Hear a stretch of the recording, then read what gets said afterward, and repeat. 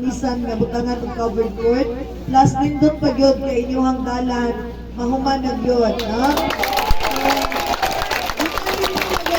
Groundbreaking ni Ward 5 million. Kung asa to nahuman, sungkayan, and then another 5 million gikan po sa ato ang Congressman Attorney Ton Acharon. So 10 million ang dalan na proyekto. So sigurado po na po na kayo tong nako na kayo tong maabot sa 10 million. So sigurado malipay ang katawhan, no? Na binigyan ka mo dire guys. Sa gitna, pilang na tubig, murag mo ang problema ninyo diri ang dalan, di ba? Bahalang wala may covered court basta maayo ang dalan. Pero mas kami kung naya may covered court. So at least karon finally ato na yung i-groundbreaking. And then naman din niya ato mga contractor. So anytime magsugod na gyud sila sa mga proyekto. So handog na mo puhon ni Kap Jerry nga makabalik mi diri sa puhon-puhon mahuman ang inyong proyekto. Dapat magpalitsyon mo sunod, ha? Kami magdala og litsyon para sa inyong blessing sa inyong proyekto. Sabay-sabay ba na siya mahuman? Ang dalan og diri. Tama ba? Or mas mauna ang dalan? Mas mauna ang dalan, no? Kay 55 bis. Kani murag. Ilang? 150. So mas mauna ang dalan. Mas mauna ang dalan. So at least sa December po, nindot na kayo inyong area. Kung mag-Christmas party mo, dili na mo maulanan o mainitan.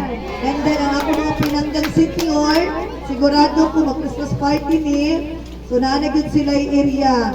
And then ang atong mga kabatanunan, makadula na gyud og basketball 24 hours. Kaya naaman gid na suga diri siguro butangan gid na ninyo.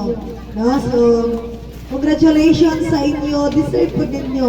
Kaya sa pila ka tuig ninyong antos, nagbunga po ng inyong pangandoy na mapanindot ninyong dalan o mahatagan o covered court. No?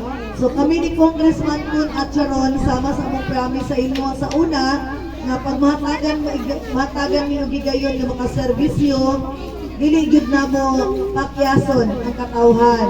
So karon nagapaningkamot ni Kokton nga makatabang dito sa mga barangay-barangay tungod po sa pagpaningkamot sa inyong kapitan kauban sa iyaha barangay council, no? So ayo pong kaguol kay kami ni Kokton kauban ninyong barangay, dili mi kapuyon nga magserbisyo para sa inyo, ha, no? Kay para at least daghan ka mabuhat. So gani na ako'y ipahibalo sa inyo ang atong local government unit karon og Jensen. Nag-provide kita og sasakyan, school bus, kay para ang mga lagyong dapit, kung naamoy mga anak na nag-eskwela o college sa city, sunduon sila sa barangay and then ihatod sa syudad. Abot dito pagkahapon, sunduon dito sa syudad, ihatod na po dari sa barangay. Pero ingon ako kay Kapuhon, kaluyan pa ko makasikan term, mali mayor ninyo, ingon ko, mag-provide na po ko og sakyanan para gikan sa barangay, ihatod sa mga kapurukan, para yun makalampos ang inyong mga anak sa pag-eskwela. So, wala ko siya reason na dili maka-eskwela inyong mga anak. Kaya dati, sa pag-survey na ko, sa paglibot-libot, daghan ko na dungog na ang problema na mo, mayor, lagyo kaayo mi pamasahi igon ang among mga anak. So kung wala ni 300 mayor round trip, dili maka-eskwela among mga anak. So isip ko sa kainahan ninyo po, gibatik po nato na o gipaminawan nato ang maong problema ng mga mulo sa atong mga ginikanan. So maubitaw po na ang reason nga atong ipadayon ang pagtukod po o eskwelahan Colegio de General Santos para may sariling eskwelahan ang atong LGU, no? Ay para ang dili masunod sa Edukar ay eskwelahon sa atong gobyerno nga wala doy bayad.